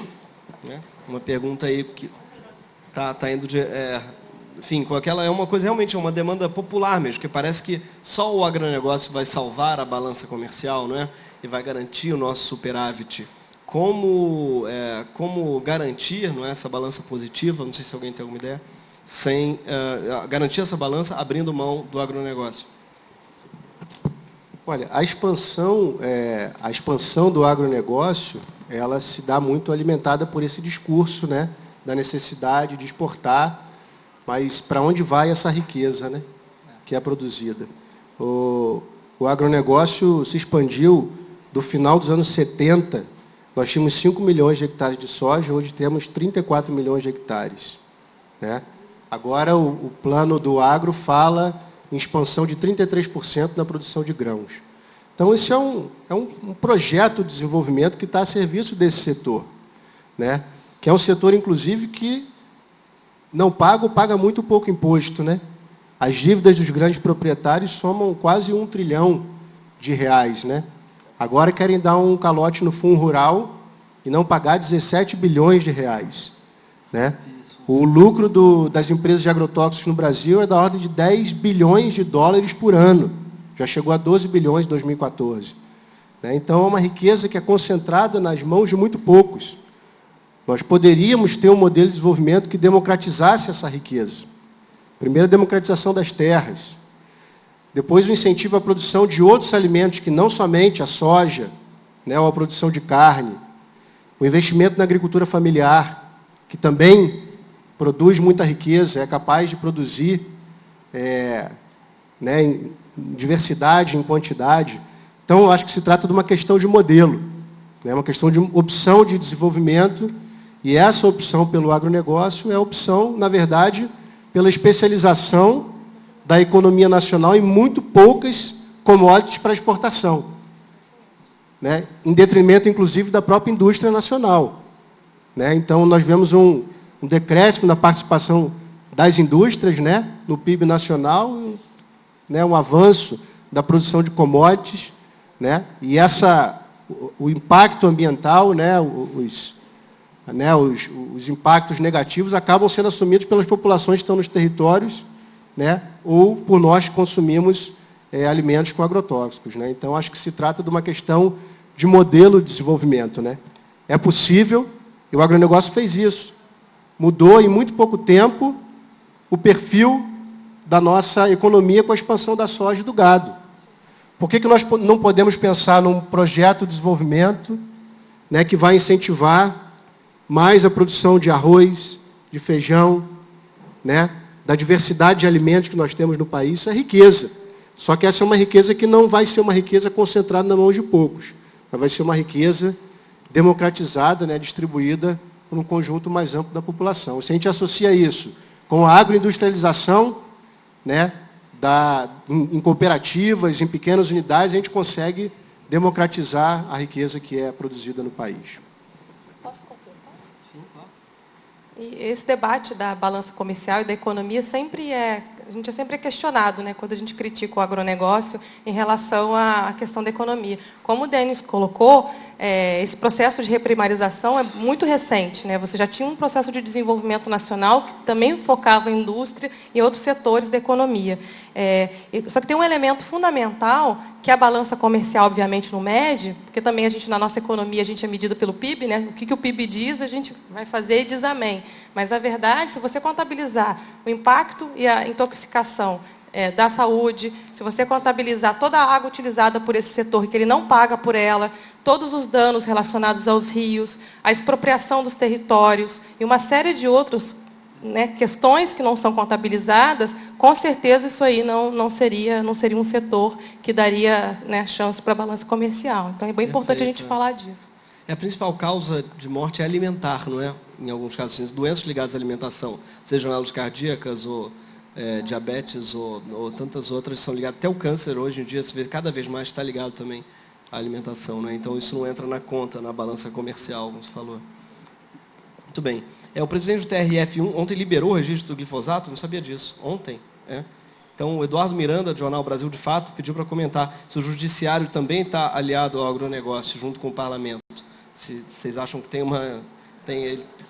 uma compra, até se é com o Supremo, com tudo. Acho que não sei para quem é a pergunta. Nossa, acho que já dá para interromper as perguntas, que não sei se tem coisa para fazer amanhã, depois. Então, comenta essa aliança. Eu vou comentar, então. Ontem caiu a liminar, que, na verdade, proibia, né, a comercialização do glifosato. Eu prefiro não opinar sobre o judiciário, mas eu acho que, obviamente, tem sim. A gente sabe que é um setor extremamente poderoso e que tem, né, sua teia de relações e de poder que perpassa não só o legislativo, como já foi falado em relação à bancada ruralista e no próprio vídeo, como o executivo judiciário. Então, um desequilíbrio de poder muito grande na sociedade brasileira, nesses setores, e, obviamente, o agronegócio ele tem um peso muito grande. A gente viu isso no PL do veneno, que grande parte da população estava contra isso. Diversas instituições nacionais, né, INCA, Anvisa, milhares, né, foram muitas instituições que publicaram notas falando dos perigos do agrotóxico, falando do glifosato, e mesmo assim, inclusive a juíza que entrou com essa liminar, né, que ela, no texto, né, ela aponta diversas instituições e a preocupação disso exatamente com a saúde. E, na verdade, agora, ontem, acabou caindo a liminar, infelizmente, e a gente percebe realmente qual é o poder desse setor. Né? Tem duas perguntas que são um pouco parecidas, então vou juntar elas, que é da Rosana Ehringer, da UFRJ, e da Jennifer, do CPDA da UFRJ. UFRJ, né? É rural isso? Que seriam, tipo, para vocês, acho que é boa para a Bela, assim, que tem falado muito disso e tal, mas todos podem responder. Para vocês, quais seriam as alternativas, opções para aproximar produtores e consumidores? Mais ainda, quais seriam as iniciativas que vocês conhecem no Rio de Janeiro, para quem está aqui já poder começar? Né? E também a mesma coisa, parecida, que é, diante do alto preço dos produtos saudáveis e orgânicos, como convencer a população a modificar os seus hábitos? Acho que são perguntas parecidas, assim. Bom, então, respondendo à primeira pergunta, eu acho que com a modernização, né, da agricultura e com a industrialização, né, do nosso mundo, houve um aumento, um distanciamento muito grande entre o campo e a cidade. Né? As pessoas perderam essa noção, tanto que quando eu pergunto de onde vem a comida, muita gente fala que vem da prateleira do supermercado. Então, acho que uma forma da gente aproximar isso claro, a gente deveria ter mais políticas públicas que ajudassem na, enfim, distribuição de terra, para que a gente tivesse para que a gente não tivesse um distanciamento muito grande entre o campo e a cidade, incentivar hortas urbanas. Na China, por exemplo, se eu não me engano, em Xangai ou Hong Kong, agora eu não sei, depois vocês podem ver com mais precisão, mas quase 70% da comida vem das hortas urbanas. Então, tem muitas alternativas que a gente pode fazer para melhorar, para diminuir essa distância. E tem muitas iniciativas aqui no Rio que eu conheço, que você consegue comprar diretamente do produtor, e isso faz com que o preço dos orgânicos não seja tão exorbitante assim. Os preços dos produtos agroecológicos nos supermercados, no Atlas até mostra isso, em relação aos produtos convencionais, chegam a 150%, 200% a mais. Quando você vai comprar direto de um produtor e compara, por exemplo, uma couve-flor orgânica direto do produtor e uma couve-flor convencional no supermercado, não é tão exorbitante a diferença assim. Então, eu conheço alguns sítios que eu posso dizer para vocês, ou não sei qual seria a melhor maneira de passar o contato para quem quiser, mas, sei lá, pode me mandar um direct no Instagram ou alguma coisa assim e eu mando. Eu pessoalmente compro do Manacá. Eu não sei se alguém conhece o Manacá orgânico, conhece? Então, é muito bom. Tem a Fátima dos orgânicos também. Eu fiz uma temporada, na verdade, do programa do Bela Cozinha, só indo na região serrana aqui do Rio, encontrar pequenos produtores que fazem esse tipo de serviço. Né? Então, enfim, pode conferir também. E qual é a última mesmo? Que era sobre como comer sem não pagar muito caro. Né? Então, aí tem uma questão que eu falo muito, e agora eu estou trabalhando nisso, é sobre o aproveitamento inteligente de um alimento, de um ingrediente. A gente precisa mudar o nosso olhar sobre o alimento, porque se você vai na feira e compra um melão, você paga R$10 no melão, você chega em casa e come só aquela polpa docinha do melão, você está jogando fora 50% do peso, né, do volume do melão. Ou seja, você está jogando R$5 no lixo, se você não come a casca do melão. E se eu te disser que a casca do melão refogada, com um pouquinho de azeite, alho e cebola, fica tipo chuchu, igual ou melhor, você vai falar, opa, talvez então agora eu não vá jogar a casca do melão fora, e eu posso cortar, guardar na geladeira e fazer um refogado depois. É uma forma inteligente da gente valorizar o nosso dinheiro. Né? Você está valorizando o seu dinheiro em 50%. Então, eu acho que a gente precisa talvez dar um passinho para trás e fazer como os nossos avós faziam, aproveitar, valorizar o alimento, né? Você olha uma bananeira, o que você enxerga para comer numa bananeira? Só a banana? O coração da bananeira é maravilhoso, o palmito da bananeira é maravilhoso também. Por que o produtor não vende o coração da bananeira? Né? Ele poderia estar ganhando mais e você pagando menos. Ou seja, o mercado, a forma, a indústria que a gente vive, ela é totalmente injusta. Ela vai fazer você pagar mais caro por um alimento sem veneno, né? Que não faz o menor sentido, do que um alimento com veneno. É injusto, é a nossa realidade, e a gente tem que trabalhar para mudar isso. Existem várias formas para a gente fazer, e uma delas é enxergando o alimento por inteiro, usando a casca da banana, usando o palmito da bananeira, usando a casca da melancia, do melão, usando a casca do maracujá, enfim. Falei muitas cascas, mas a semente do mamão, por exemplo. A semente do mamão é maravilhosa. Jura? Maravilhosa. Como? A semente do mamão você bota no forno, assim, por 1 hora, no forno mínimo, deixa até um pouquinho aberto, assim, e ele vai secar. Vai ficar super seco, aí você bota numa pimenteira, vira uma pimenta do reino. Jura? Juro. Tipo, fica muito maravilhoso. Uma pimenta? Só que não é tão ardida assim, é só um pouquinho picante. Tipo, levemente picante. Então, a gente precisa um pouco mais de, talvez, criatividade para comer bem barato. Sensacional, adorei. Gregório, Experimentar amanhã cedo. Oi. Só porque a gente estava falando também dos produtos, acho que era legal também divulgar, né? Tem o espaço do Terra Crioula, que é do MST, que é super importante, e que fica lá na Rua da Lapa, eu não lembro o número. É Rua da Lapa, não é isso? E tem o Raízes do Brasil, do MPA, do Movimento dos Pequenos Agricultores, Rua Áurea, número 80, decorei. Tem as feiras da Junta Local também, que é um espaço muito bom, que junta consumidor, né, produtor e na área urbana, que é muito importante. Tem a Cesta Camponesa do MPA, que entra no site cestacamponesa.com.br, que lá tem todos os bairros onde entrega. Enfim, tem muitos espaços, né, também aqui na cidade que são importantes. E buscar na internet, né, gente? Entra no site de uma organização, no site do movimento. Por exemplo, vocês sabem que o principal arroz orgânico do Brasil e da América Latina é do MST? A produção? Às vezes as pessoas não sabem disso, né? Então é fundamental a gente estar divulgando isso e propagando, porque senão é fácil falar que o agronegócio está na balança comercial, mas é porque a gente não sabe e não consegue valorizar o que existe, que é fundamental aí para a gente poder comer saudável. Amaro, desculpa, deixa eu só... É que eu esqueci também, tem o CSA, que eu não sei aqui no Rio, mas eu sei que é um movimento muito forte em Brasília, em São Paulo também, a agricultura apoiada pelo consumidor, né? Você vira basicamente sócio do agricultor, e é uma forma incrível de consumir um alimento, né, bom e justo. Então, quem não conhece, também pode dar uma busca na internet, CSA, é muito bom. Grandes dicas, adorei.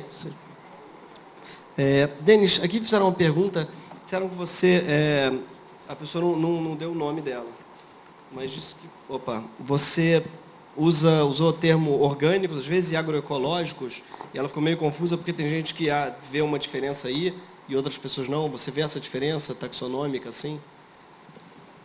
Acho que a agricultura orgânica, ela é regulamentada, né? A produção orgânica no Brasil, ela tem um conjunto de normas em que, para você ter o selo da produção orgânica, ou ser certificado, você precisa seguir todas essas normas que são estabelecidas pelo Ministério da Agricultura, né? É bem conhecida por conta disso, pelo fato de haver esse processo, né, essas normas estabelecidas aí pelo governo, né? Mas são movimentos que, essencialmente, defendem as mesmas bandeiras, né? O problema é que, muitas vezes, existe também um movimento de apropriação por parte de grandes corporações da própria questão da alimentação saudável, né? Como mostra o artigo da Maureen no Atlas, né? Claro, as corporações não estão enxergando também que é um mercado, que as pessoas estão querendo se alimentar de forma mais saudável, né? Muitas vezes estão comprando pequenas empresas, né, que têm uma produção mais local, uma produção menor, de uma escala menos industrial, e essas empresas vão e se apropriam, né? Mas os princípios da agricultura orgânica, né? São os princípios também de uma agricultura em harmonia com a natureza. 75% dos agricultores orgânicos no Brasil são agricultores familiares. Então, a grande maioria, esse movimento no Brasil surge muito também junto à agricultura familiar, né? A produção orgânica, a aproximação com o consumidor, né? Então, claro que existem diferenças, o conceito de agroecologia também abarca uma série de outras questões, né? Questões relacionadas ao empoderamento das mulheres, né? A questão relacionada a relações justas de trabalho, uma série de questões que ampliam um pouco a nossa visão sobre a agricultura, que não só essa questão é um produto saudável, vai me fazer bem, né? Mas um conjunto de relações. Mas eu acho que não né, pensando no nosso movimento contra-hegemônico, né? É muito importante que a gente se alie, né? Muitas vezes você usa nomes diferentes, é a permacultura, a agrofloresta, né? É a agricultura orgânica, mas são movimentos que têm princípios em comum que a gente precisa fazer um trabalho justamente de articulação, de diálogo, né, entre esses vários movimentos para construir, né, outras propostas para o desenvolvimento rural, para a agricultura. Sim, mas eu acho que, né, então tem muitas coisas que são agroecológicas, mas não são orgânicas, certo? E não... É sempre orgânico, mas o orgânico nem sempre é agroecológico, é isso? Tá. Você pode ter uma produção orgânica em larga escala, né, que não trabalha a perspectiva de... Obrigado. Produção com os insumos locais, mas importa todos os insumos que consome, por mais que sejam orgânicos. Entendi, né? Claro. Em grandes extensões de terra. Né? Isso acontece em outras partes do mundo, principalmente nos Estados Unidos, a gente vê que uma boa parte da agricultura orgânica tomou esse caminho, né? Que é um caminho mais da uniformização, né? Muito mais na lógica de corporações e não na lógica, né, das redes. Claro, humanas. A gente falou muito de agrotóxico e às vezes se confunde põe no mesmo pacote transgênico, né? A Mariana tem essa pergunta: quais são os impactos da produção de alimentos transgênicos, exatamente assim? O transgênico, ele é necessariamente um vilão? Não sei se é essa a pergunta dela, mas estou indo além, assim. Quem pode responder isso melhor? Eu acho que sim, porque a gente entra naquela questão da diversidade, né? A gente não consegue, pelo menos eu não conheço nenhuma plantação transgênica diversificada. São sempre grandes monoculturas que acabam com o solo. Então, assim, ainda há um debate, um dilema muito grande em relação à saúde, tipo, se a semente transgênica faz bem ou não para a saúde, mas a gente não pode dissociar a transgenia do uso de agrotóxicos, né? Eles estão totalmente relacionados. Então, uma produção transgênica, ela leva muito agrotóxico, muito insumo, uma grande extensão de terra, e isso acaba com a fauna, com a flora, com a diversidade. E então eu acredito que é um grande problema, sim. Não necessariamente uma semente transgênica? Não necessariamente um produto... Não, sempre um produto não transgênico. Não, como é que eu ia falar? Peraí. Não, agora me confundi. Não, porque tem essa confusão que eu acho que talvez responda a pergunta dela. Nem sempre um alimento orgânico... Não, quer dizer, um alimento orgânico nunca vai ser transgênico. É isso que eu quero dizer. Tá, pronto. Não tem...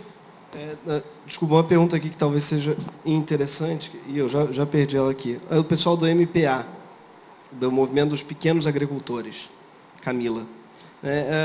Qual a opinião de vocês sobre os alimentos biofortificados?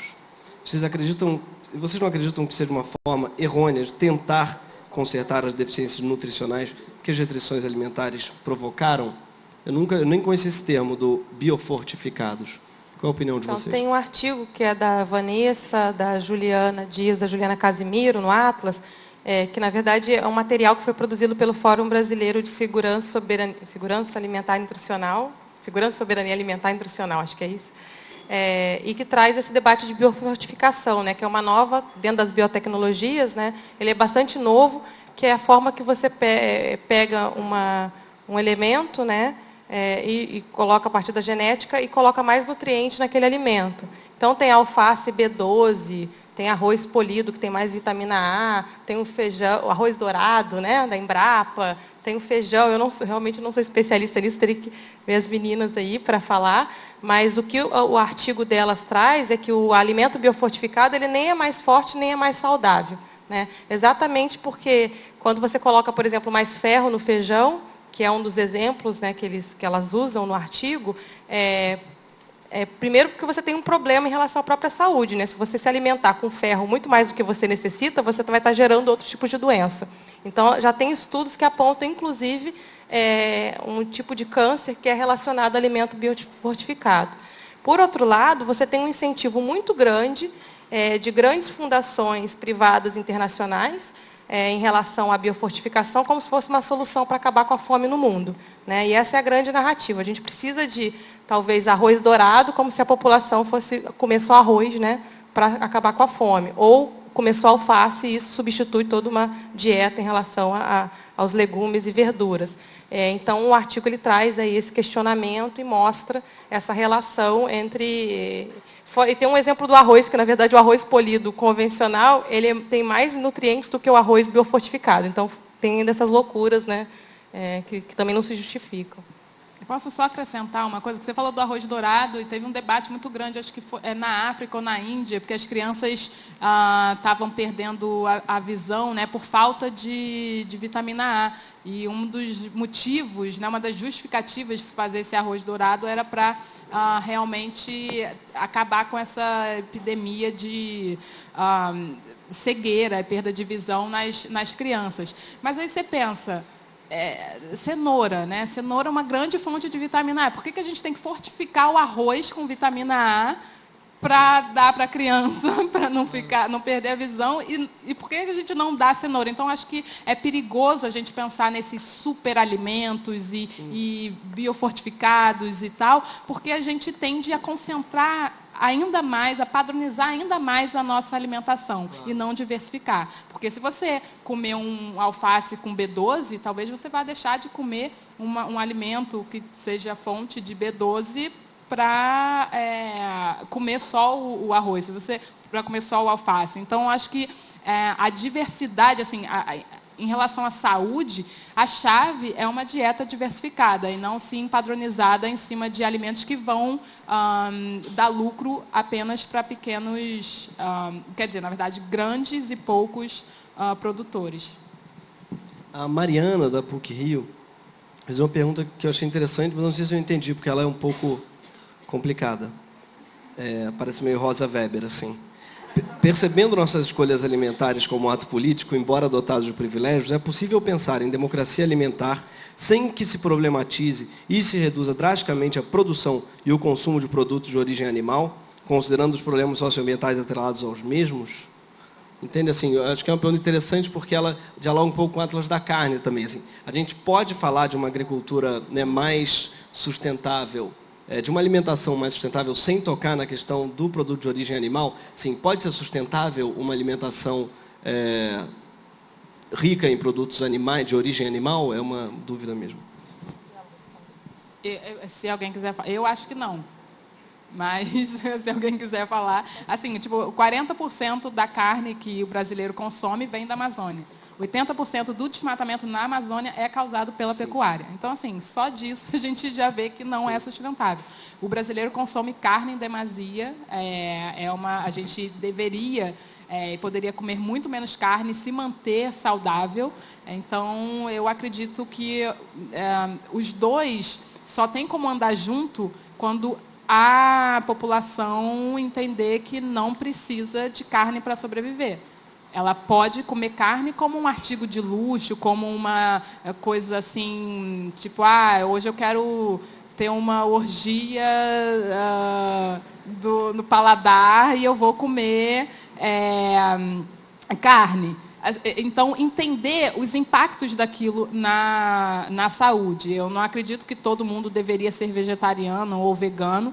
Acho que não é realista. Mas eu acho que a redução é muito importante. Então, a pessoa não precisa enxergar a carne como o centro do prato. Isso. E sim como um acompanhamento, sabe? não precisa comer todos os dias, nem 3 vezes por dia, porque tem gente que come 3 vezes por dia, carne, não sei nem como, mas... Então, eu acho que é muito importante a gente entender que a redução do consumo é muito importante e é a única forma de a gente ter uma alimentação sustentável a longo prazo. A gente também, eu acho que é possível pensar em sistemas de produção de carne que não são também sistemas agressivos, né, ou com base na grande concentração, nos confinamentos, na grande concentração de animais, né? Então, acho que tem um conjunto de experiências que mostram que é possível você produzir carnes, né, em sistemas diversificados de produção para, né, comercializar nesses caminhos, nessas redes, né? Eu concordo que é preciso pensar os hábitos de consumo, né, como um todo, né? E a gente vê, é muito óbvio que existe um consumo excessivo de carnes, inclusive em ultraprocessados, né, o que é ainda pior, né? Então, acho que é preciso trabalhar a questão da alimentação saudável, a redução do consumo de carnes, como é que você pode ter uma alimentação, né, com outras variedades, com outros itens que não só a carne, né? Mas também é possível produzir carne em sistemas agroecológicos de produção, né? Mas a questão é que, nesse campo, o incentivo de política pública é ainda menor do que em outros campos, né? A produção é extremamente concentrada, a legislação sanitária é altamente restritiva para a produção artesanal ou comunitária, né? Ela é toda montada para uma lógica de produção em grande escala, então você tem bloqueios em relação à questão da legislação que não permite a produção artesanal, mas a gente vê, inclusive, em outros países onde você tem legislações para a produção de produtos à base de produtos, né, de origem animal, que são legislações que favorecem a produção artesanal, a produção local, e aí você tem muito mais diversidade e uma carne de muito melhor qualidade do que um sistema, né, só da produção industrial, né? Então, é possível e é urgente, porque a produção animal em confinamento, com ração transgênica, com uso de medicamentos, tem um impacto na saúde, um impacto ambiental e na saúde enorme, né? A gente viu a gripe suína, né, que estourou há um tempo atrás, e surgiu em grandes confinamentos, né, no México. Então, é possível, né, e é urgente que a gente discuta o sistema de produção animal também. E tem uma pergunta que eu achei interessante, uma pessoa sem nome que não assinou. Foi dito que quem põe comida na mesa do brasileiro, ou 70% dela, é a agricultura familiar, né? Ao mesmo tempo, também foi dito que no mercado só encontramos produtos de poucas grandes empresas. Como é que esses números não seriam contraditórios? A pergunta. E por quê? Né? Posso? Pode. Isso é um dos temas que a gente, quando terminou o Atlas, a gente falou, será que a gente respondeu, né, essa questão? Porque a gente dá os dois dados, né? Um que em torno de 50% do mercado de produtos alimentícios, ele é controlado por 50 grandes empresas transnacionais, mas, ao mesmo tempo, a gente está dizendo que 70% da comida que vai no prato do brasileiro é produzido pela agricultura familiar e camponesa. Mas o outro dado é global, né? Mas esse dado de 70% na América Latina também é em várias partes do mundo, né? O pessoal é mais ou menos assim. O que acontece é que essa comida que é produzida pela agricultura familiar camponesa, não necessariamente ela consegue chegar na mesa do consumidor diretamente. Você tem um processo aí da cadeia de processamento, né, para transformação em outros tipos de alimento, e aquele tanto de quantidade de comida processada e ultraprocessada que cada vez mais ganha espaço na alimentação dos brasileiros, em especial das crianças. A gente está vendo os dados, né, em relação ao aumento de obesidade infantil. Isso o Atlas traz esse dado de que, da década de 70 aos dias, acho que até 2016, meninos, foi em torno de, se era menos de 1% de casos de obesidade infantil no Brasil, você tem agora em torno de 13%. Então, isso é um dado muito alarmante e está muito relacionado também com esse tipo de comida. Então, esses processos que tem esses milhões de atravessadores, né, de onde aquele alimento é produzido pela agricultura familiar até a chegada no consumo, seja pelo supermercado, que é o que a maioria da população consome, não é através das feiras, né, ainda isso é uma luta constante para que esse produto chegue efetivamente e que possa aproximar esse consumidor do produtor, faz com que você tenha um mercado altamente dominado por essas grandes cadeias de produção, né? Então, acho que é isso que eu tento explicar. Aí estão perguntando quais são as iniciativas também da AIO, desculpa, só ver o nome dela certinho, da AIO Gastronomia, quem é? Da Juliana Brasil, que tiveram iniciativas realizadas pelos organizadores do Atlas para a introdução do material e debate dentro das instituições de ensino, aquilo que eu falei, que eu acho que era interessante mesmo. Tiveram iniciativas? Se tiveram ou vão ter, ambos. Se tem alguma iniciativa de botar o Atlas dentro das instituições de ensino? Então, a gente está aberto a propostas. Ainda não. O primeiro lançamento é hoje. A gente faz, sim, uma distribuição, né? As duas fundações, a tiragem vai ser de 7 mil, porque metade disso vai ser entregue e distribuído junto com o Le Monde Diplomatique para os assinantes, e a outra metade vão ser distribuídas nos lançamentos. Uma parte grande vai para os movimentos sociais, os parceiros das fundações, e a outra vai ser pelo correio, porque, né, as fundações elas entregam gratuitamente para quem pedir, que não morar no Rio de Janeiro e nem morar em São Paulo, porque aí pode buscar nos escritórios, né?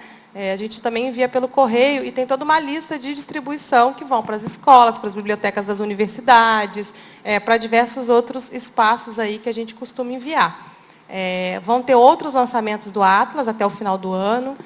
Agora, em setembro, estão marcados outros lançamentos, mas não são em escolas, depende muito também de ter uma relação com os nossos parceiros locais, né?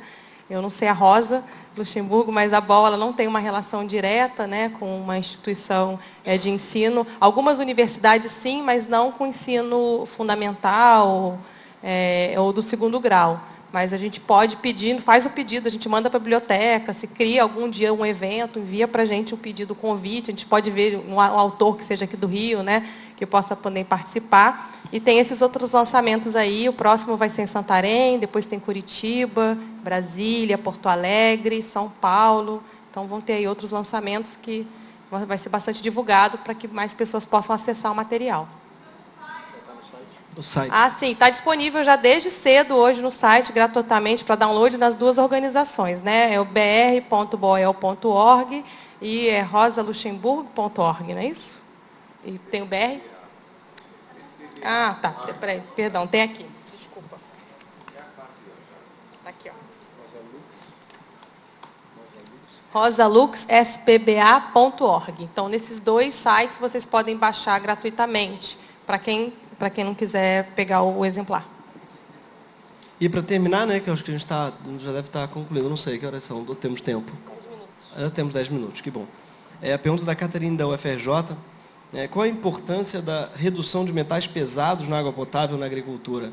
Eu não sabia disso. Existe isso? A Catarina da UFRJ está inventando. Não sou especialista no assunto, mas o uso de agrotóxicos, de fertilizantes, também tem como... leva junto metais pesados, né? Isso contamina os solos, contamina as águas, né? Então, certamente, é um problema. Não lembro se no Atlas tem algum artigo que trata disso, né? Da questão de metais pesados, mas, certamente, tem, por conta do uso de fertilizantes e de agrotóxicos, a contaminação de solos e das águas por metal pesado também. E aqui a Natália, do ENSE BGE, Maurinho, ficou curiosa quando você falou do CAR, enquanto instrumento de grilagem, que ela viu hoje uma palestra sobre os dados no Censo Agro 2018 e pensou muito sobre essa questão que você pontuou, ela queria entender melhor. Então, o cadastro ambiental rural, né? Como eu falei, ele está sendo muito utilizado. Quando ele foi proposto, muita gente até falou, não, olha, não tem reforma fundiária, então isso pode até servir para alguma coisa assim. Mas a gente sempre teve uma desconfiança de que aquilo ali estava bem estranho. Primeiro que ele foi, toda a parte de algoritmo do CAR, ele foi criado por uma organização internacional, né? Então, ali era muito estranho, como assim? Uma lei do Estado Nacional, isso ter um rebatimento para uma organização internacional que vai criar um algoritmo que vai deter toda a informação das propriedades do Brasil, né? Então, ele, desde a sua construção, já tinha algumas questões ali muito, muito importantes. E aí a grilagem virtual, né, que não tem esse nome, a gente que fica chamando assim, tem uma grande companheira, Camila Moreno, que sempre fala isso, e ela traz esses elementos, né, de que você, com essa declaração, né, autodeclaração no sistema, exatamente você está criando, definindo que aquela terra é sua, que não necessariamente é. E como os órgãos que, na verdade, dão a anuência, né, que confirmam que aquela declaração está correta, já tem várias sobreposições, inclusive em áreas de terra indígena e unidade de conservação. Então, isso demonstra que ele está sendo um instrumento efetivo também para a grilagem de terra, né? E o que é muito preocupante, ainda mais nesse cenário nacional, onde a gente percebe, por um lado, uma desregulamentação dos direitos, né, cada vez mais, especialmente nesses últimos 2 anos, e, por outro lado, também a legalização do ilegal, né? Então, instrumentos do Código Florestal, que não é só o Cadastro Ambiental Rural, mas ele está aliado a um outro instrumento que chama Cota de Reserva Ambiental, o CRA. Esse CRA, ele, na verdade, ele acaba com um elemento central da Constituição brasileira, que é a função social da terra. Para ter reforma agrária, o Estado ele declara aquela terra, né, a terra tem uma função social. Se essa terra está improdutiva, se essa terra está degradada, se aquele proprietário está com um monte de multa ambiental, ele vai e utiliza aquela terra para fazer reforma agrária, né? Com esse cadastro ambiental rural, você precisa de ter o cadastro, depois tem a cota de reserva ambiental. O que seria isso?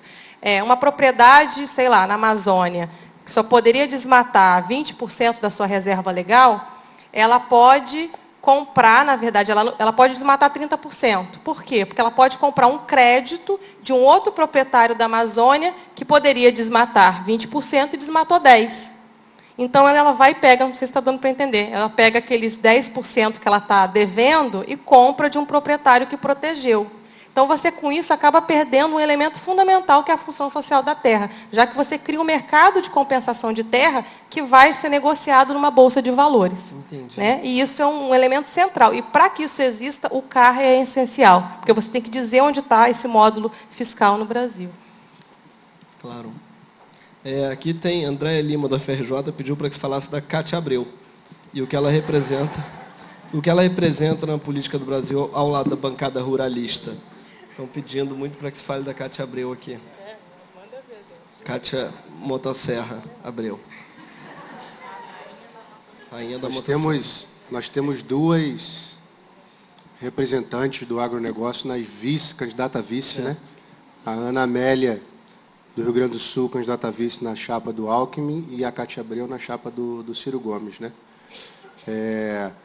A gente viu, bom, não temos, né, tempo de alongar muito aqui, mas a gente viu o empenho da Cátia Abreu com o Matopiba, né, quando ela foi ministra da Agricultura, né, com a implantação desse projeto de expansão, principalmente da soja, né, nessa região, e o empenho também que ela teve de barrar a política, o Programa Nacional de Redução dos Agrotóxicos. Era um programa que a gente propunha no início, né, construiu, e que depois, porque o governo federal não levou à frente, porque a Cátia Abreu bloqueou, né, essa estratégia de construir um projeto de lei, né, que é o PINARA, né? Então, ela representa, né, e representou durante muito tempo à frente da CNA e à frente como gestor do Ministério da Agricultura, essas bandeiras do avanço do agronegócio, né? No caso da CNA, disse que o Ciro Gomes não participou do encontro justamente pela Cátia Abreu, né, porque agora você tem um outro campo, né, outros atores que estão à frente da CNA, um racha aí dentro dessa construção, né? Então, mas, de fato, são tanto a Cátia Abreu, né, quanto a própria Ana Amélia têm representado os interesses desses setores, né, que são os setores do agronegócio, tanto, né, dos grandes fazendeiros né, do agronegócio, como também tem atuado para defender os interesses das empresas produtoras de agrotóxicos, né? O Blairo Mágico, atual ministro da Agricultura, dos maiores produtores de soja do mundo, né? Ele também atua fortemente para defender os interesses das empresas de agroquímicos. Aqui no Atlas tem essa informação, eu achei interessante, dizendo que ele fez, entre 2017 e 2018, 15 reuniões com a Bayer e com a Monsanto. O Blairo Mágico recebeu no seu gabinete, ou alguém, né, secretário executivo, recebeu 15 vezes a Bayer e a Monsanto, né? Às vezes o interesse é até um pouco conflitante, né, porque o produtor de soja ele tem que gastar dinheiro para comprar a semente e o agrotóxico. Às vezes a margem dele de lucro fica muito apertada. Então, pode parecer que o interesse de quem produz a soja não é o mesmo de quem produz o agrotóxico, né? Só que eles sabem que se eles não atuarem em bloco para defender os seus interesses, eles não vão conseguir o que eles precisam, que é o apoio do Estado. É o Estado que sustenta esse modelo, né? Então, o agronegócio sempre atua, né, em bloco. Eles podem ter divergências, né? Muitas vezes essas divergências, algumas vezes aparecem, mas politicamente eles atuam em bloco para defender os interesses de um setor que é um setor amplo, que envolve desde produção de agrotóxicos, produção de sementes, os grandes proprietários de terra e essas empresas, né, de comercialização aí dos grandes conglomerados, né? Então, às vezes, você tem algumas figuras, né, que vão despontando, mas o que está por trás delas, na verdade, é o interesse de um bloco político, né, bastante, e que sabe que tem que agir politicamente, porque esse modelo só se sustenta com o apoio do Estado. De vez em quando, eles têm que se mobilizar para o Estado perdoar as dívidas, né, para eles seguirem impulsionando esse modelo aí, que é um modelo que, se não fosse o Estado, ele não seria sustentado. Perfeito. A gente vai dar 9 horas. De repente, pedir uma consideração final, uma última palavra de cada um de vocês, assim.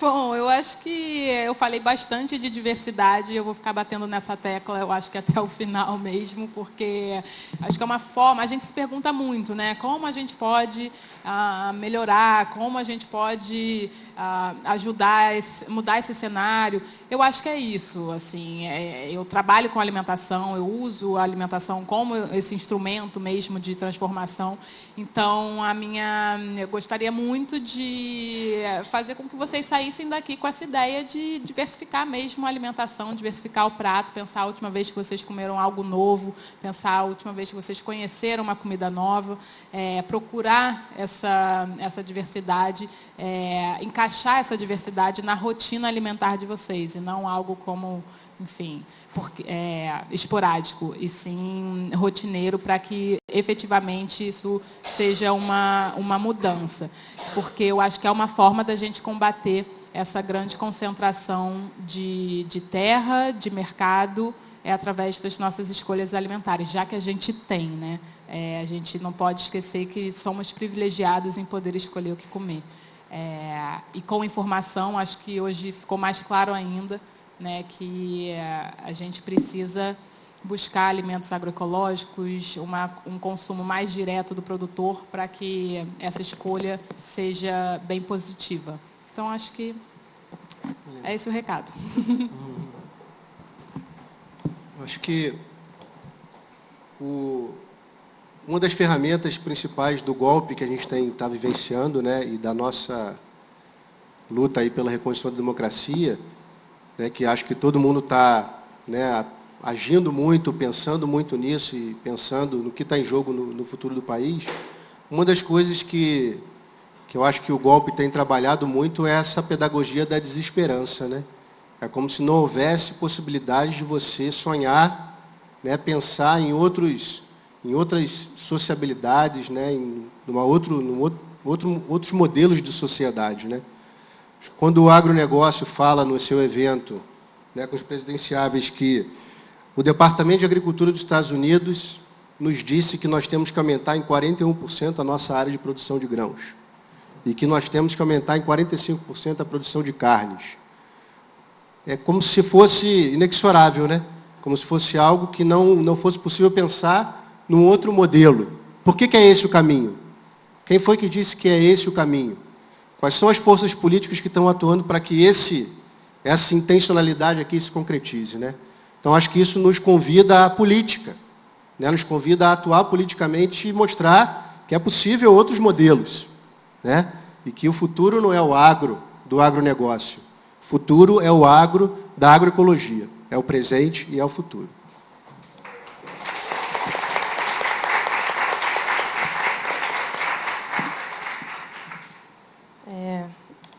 Eu acho que foi bem interessante, né? A gente conseguiu ter tempo de trazer todos os elementos, mas acho que tem um elemento central, quando a gente pensou as duas fundações, né, em trazer isso aqui, foi exatamente falar por que não é tão pop assim, né? Por que tem um lado B? Esse lado B ninguém fala, né? Pouca gente fala dele, não tem uma visibilidade grande.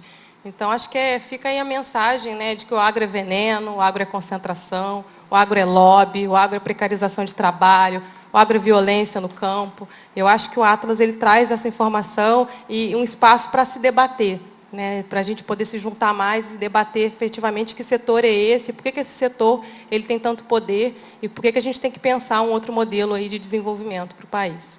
Obrigada. Perfeito. Muito obrigado, gente. Adorei estar aqui. Obrigado a todos. Baixem o mapa, o Atlas, compartilhem o Atlas, mandem para todos. Muito obrigado. Parabéns a todos das fundações.